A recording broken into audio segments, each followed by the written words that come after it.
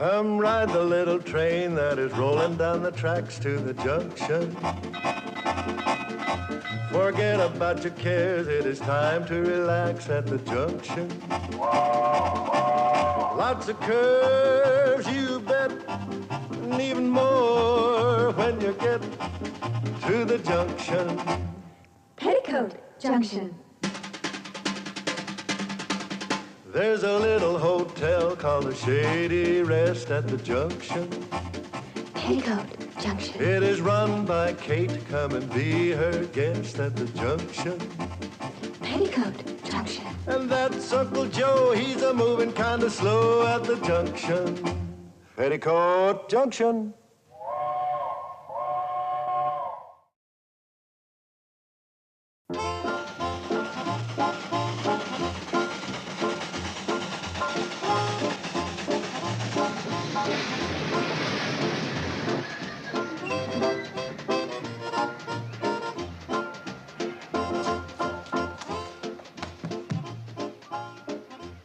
Is it bad, Charlie? Not too bad. A few tomatoes and eggs and a cabbage or two caught the tender. I've never seen such an angry mob. Everybody yelling, "Get the coach! Kill the coach!" Oh, poor Uncle Joe. Well, losing the biggest game of the year, 84-0, ain't exactly the way to win friends. I hate to think what the back of the train looks like.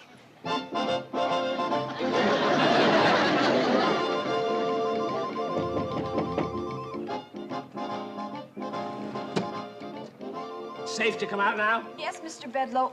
I'm terribly sorry you had to go through all this just because our team lost. Oh, that's all right. Remember, lad, it's not whether you win or lose, it's how you play the game. Play lousy. There. I got that impression.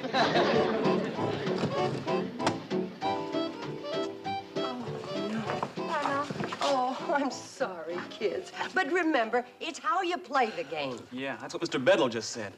Bedloe, he's on this train? Oh, sourpuss? The vice president of the railroad? He went through this garbage barrage. Took 2 eggs right in the kisser before he got the window closed. Oh, there goes the Hooterville Cannonball. You junk it for sure now.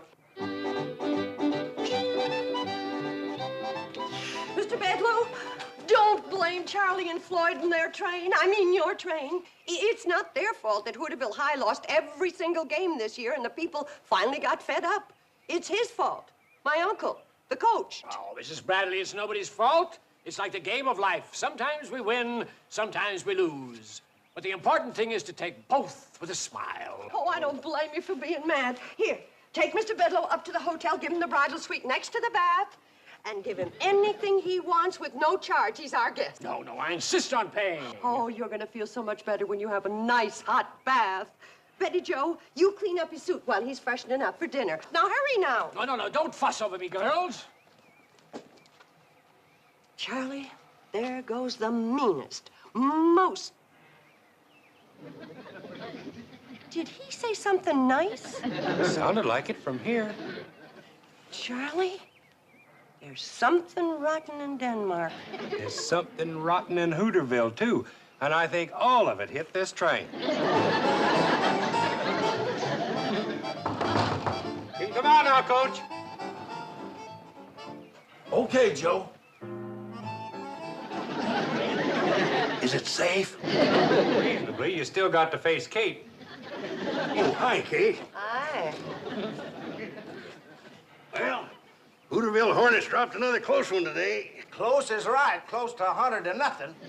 This is the last year I'm going to coach that ungrateful Hooterville outfit. You can bet on that. This may be the last year for everything. The hotel, the train. What are you talking about? You know who was on this train and got hit by 2 eggs meant for you?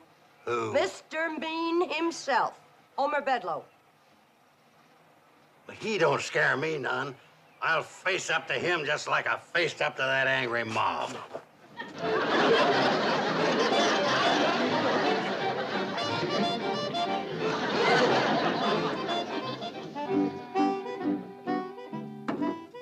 You see they're directors of the railroad? Two of them, big shot Eastern fellas, come in a private plane. Now, they're going to board the Cannonball here in Hooterville tomorrow morning for an inspection trip. And Bedloe put him up to it, huh? He's awaiting for him at the Shady Rest. Oh, that sneaky rat.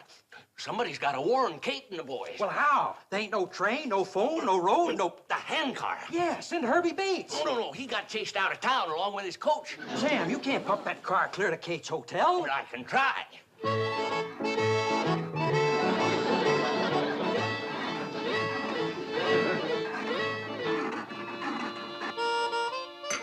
I said to myself, Homer Bedloe, you've got to go back to that wonderful little town of Hooterville and ride that wonderful little train to that wonderful little hotel and visit with all those wonderful people. I'll say one thing for you, Homer. You're a good loser, but we really outsmarted you when you tried to scrap the Cannonball. Uncle Joe, Mr. Bedloe doesn't want to talk about that. Kate, women don't understand the kind of sportsmanship that goes on between men. Now, Homer and me locked horns, and he got the worst of it. But he ain't mad, are you, Homer? Not a bit. Of course, I guess you did look kind of silly back at the main office. Certainly did. See how good he's taking it? He don't mind being beaten by a better man. Uncle Joe, I need you to help me move something into the lobby. Sure, Kate. What do you want to move? You.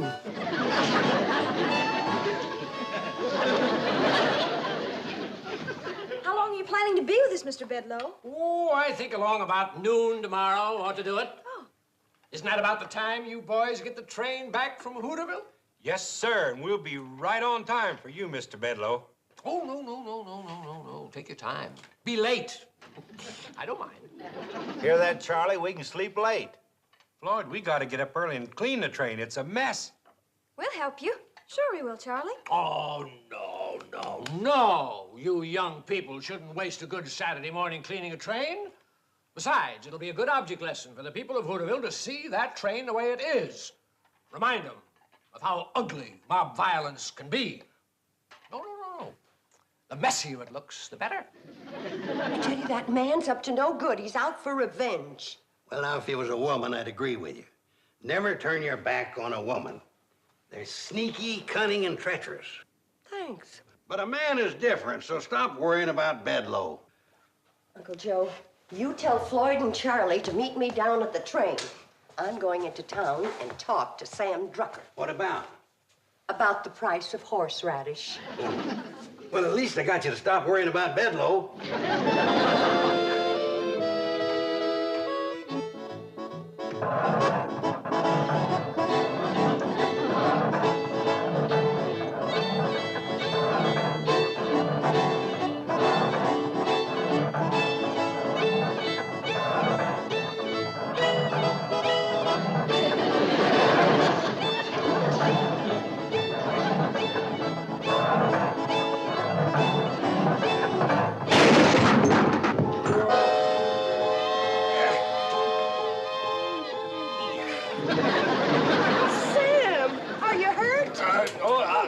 I don't think so, no.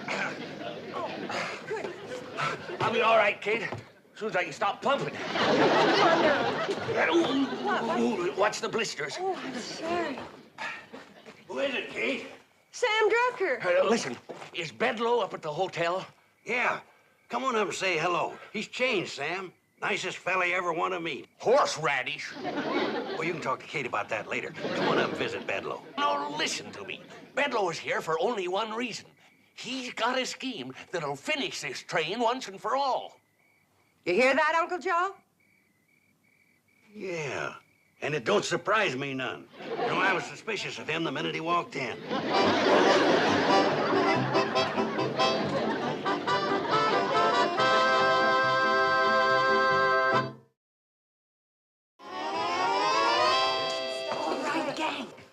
Those big city railroad directors see the Hooterville Cannonball in the morning, she's gonna be shining like a new penny, from cowcatcher to caboose. Yeah, that's right. Mr. Bedloe's in the lobby. Hey, come on, get your buckets, let's go. Betty Jo, listen, you and Herbie help Floyd and Charlie scrub down the locomotive, okay? Now, Bobby Joe, you and Bill... Where's Billy Joe? She didn't like the way her blue jeans fit her, so she's taking them in through the... Oh. Now, come on. Let's go. We only got till daybreak. Oh, no, Sam. No.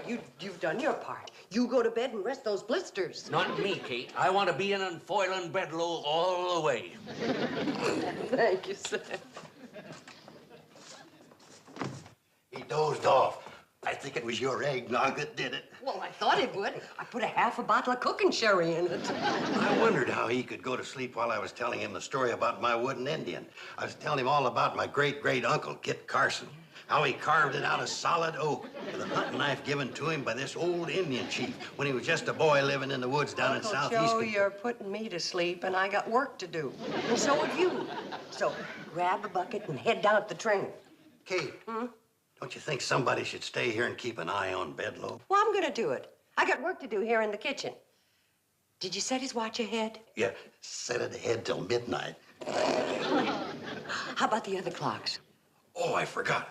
Here, I'll start with this one. Say, where is everybody?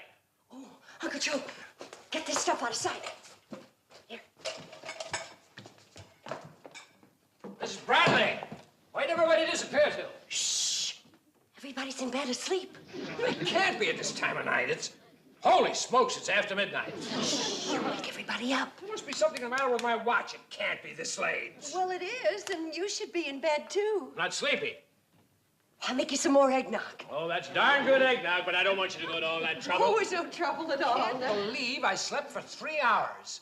Is there a clock in here? Well, I'm so ashamed it's so dirty, you can't tell what time it is.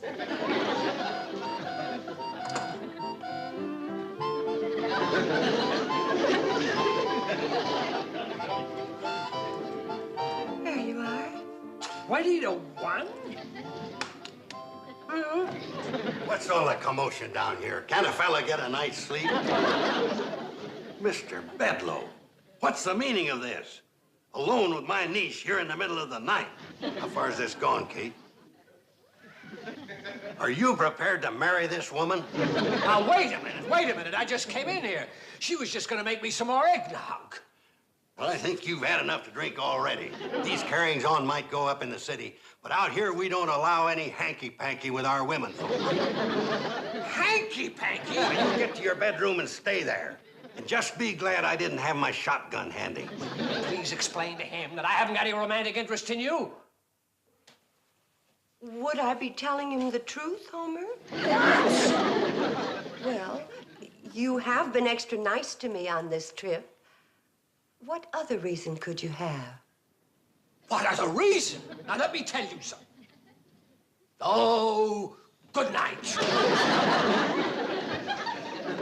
And don't let me catch you out of your room again tonight, or I'll shoot first and ask questions later. Uncle Joe, you were wonderful. Now, let's go on down the train and get to work. Okay. I'm all dressed for bed, and I was asleep on my feet.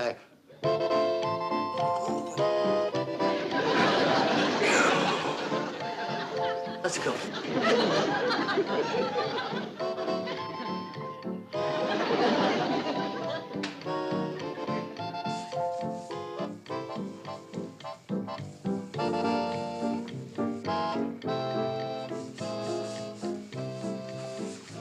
All right, gang. That does it for the outside. Now let's see how Uncle Joe's doing inside.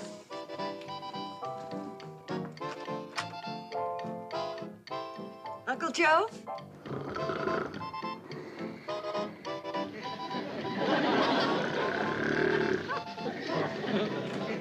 How'd it go, Kate? That big mess come off the seats? Nope, there it sits, fast asleep. How he can sleep on those hard, splattered up backbreakers is beyond me. Say, Charlie, can you and Floyd unbolt these seats and get him out of here? Well, yeah, Kate, but wouldn't it be easier to wake him up and let him walk out? That's not what I had in mind. Look, go get your tools and take everything out of this coach. Everything? Everything. Those two big city railroad directors are going to get the surprise of their lives.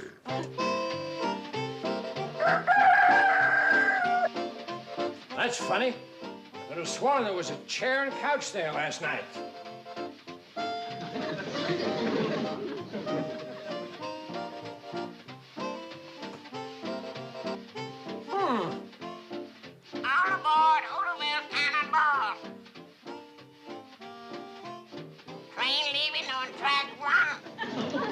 After today.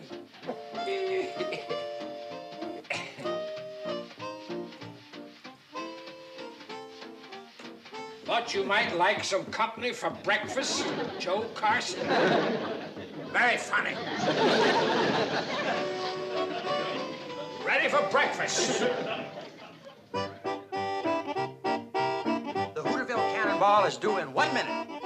Bedloe told us it's never been on time yet. Here she comes.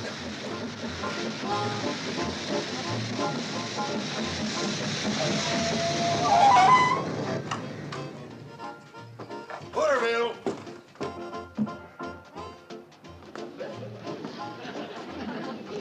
Did you enjoy your ride, madam? Sonny, that's the finest train ride I ever had in my life. Smooth as glass all the way. Well, thank you, madam. You must ride with us again. You bet I will, Sonny. All aboard the Hooterville Cannonball, gentlemen. There was no one in the station to sell us a ticket.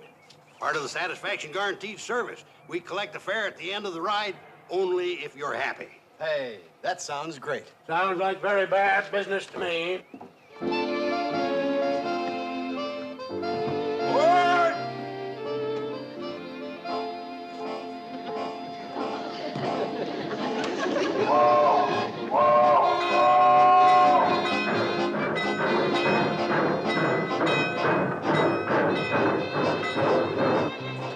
Good morning, gentlemen.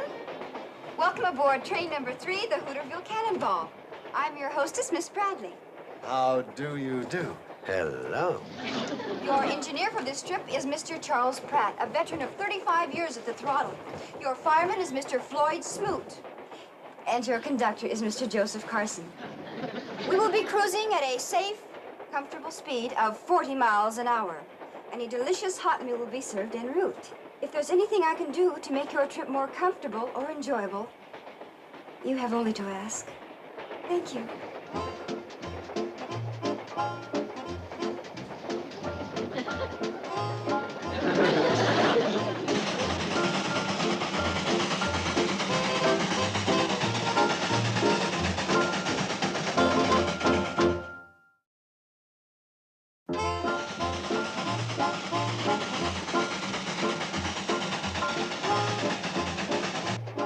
You give a very good shine, young fellow.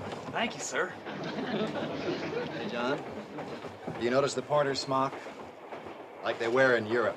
Yeah. The service on this train is a lot like the crack continental trains, too. Oh, come now, Matt. You can't compare the Hooterville Cannonball to, say, the Train Bleu. Oh, you know, the blue train from Paris to Nice. Well, no. I happen to hear that, sir. What has the blue train got that we haven't got? Well, besides the shoe shine, you can get a haircut, a manicure. Herbie, Porter, tell the personnel director to send in one of our barbers and a manicurist immediately. What? Quickly, boy. Pepper. Mom? Bobby's ready to entertain. Oh, good. Oh, Bobby, that's kind of brief. Well, I wore it in the Hooterville High Follies. Oh, well, Oh, hi, Herbie. How's it going? Fine. Until Uncle Joe promised him a barber and a manicurist. What? Sam, did you ever give a haircut? No. Well, it's the first time for everything. Herbie, give him your smock. Here, let you take over here. Bobby Joe, hand me my sewing basket. Yeah. Sam? Betty Joe? Did you ever give a manicure? A locomotive engineer? How about you, Bobby Joe? Well, I do my own nails. Well, now you're doing someone else's. But I haven't got my stuff with me. Make do. Buffer. Orange sticks. What about nail polish? What about nail polish? Oh. Here we are. Vanilla extra? Keep the label hid. Right out there is some of the most unusual scenery in the world. I don't see anything so unusual about it. Well, you notice that windmill out there? Yeah? I'll tell you about that windmill. Oh, here comes the barber and the manicure.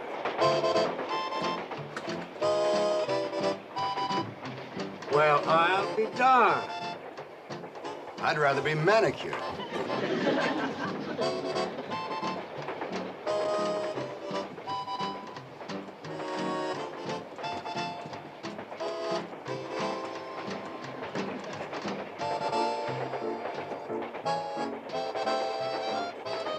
What do you think of the foreign situation?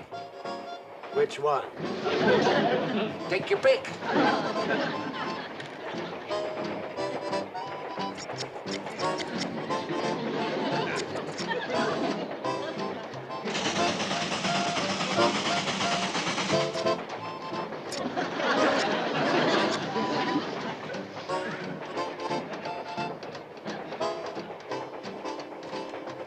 There you are, sir. Huh? Your haircut is finished, sir. Haircut, yeah. Oh, now, where's the mirror? Mirror? Oh, it looks fine. Right, conductor? Great. Oh, must be a mirror someplace. Oh.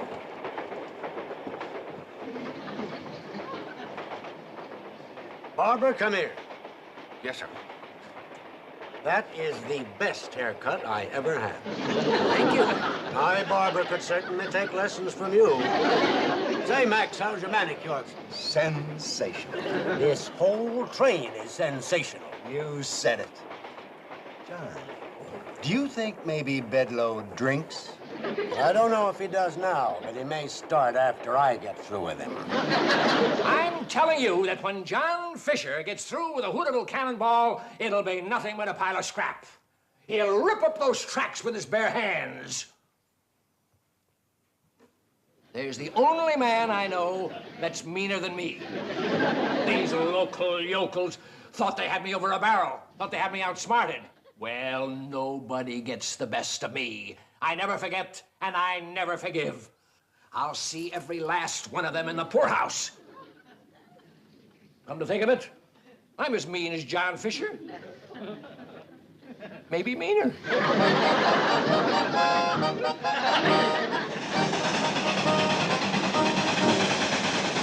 Well, she makes her run through the dead of winter, through the summer, spring, and fall. Neither cold nor heat nor flood can stop her. She's the Hooterville Cannonball.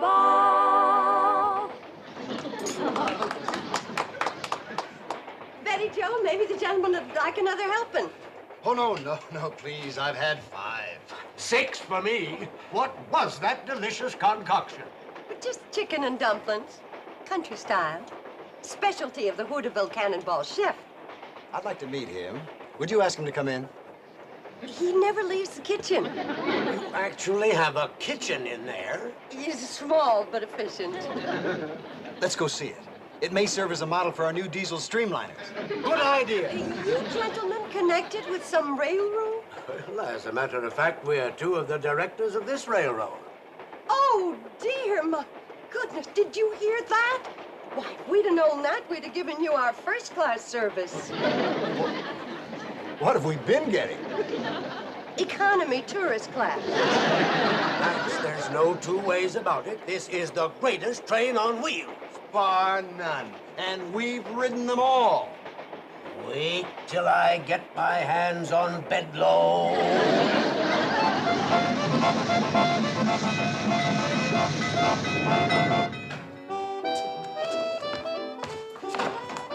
I heard the Cannonball pull in 3 hours late. I'll bet that really burned old John Fisher. Fisher? Oh, that's the name of the gentleman that's waiting down at the train to talk to you. Yeah, him and a fella named Thornton. They're going to give you a new position with the railroad. Who says that meanness doesn't pay off?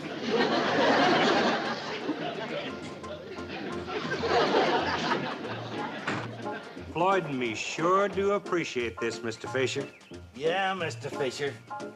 The kind of train you boys run, you deserve it. Snap to it, Bedloe, you won't even keep this job.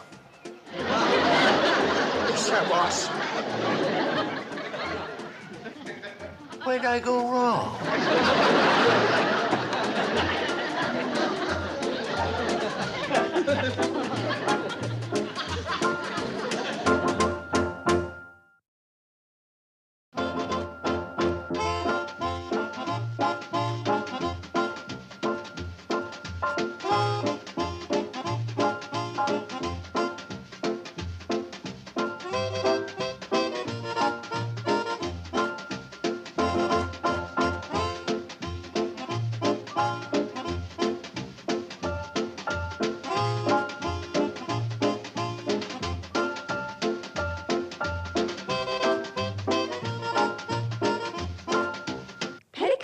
Junction.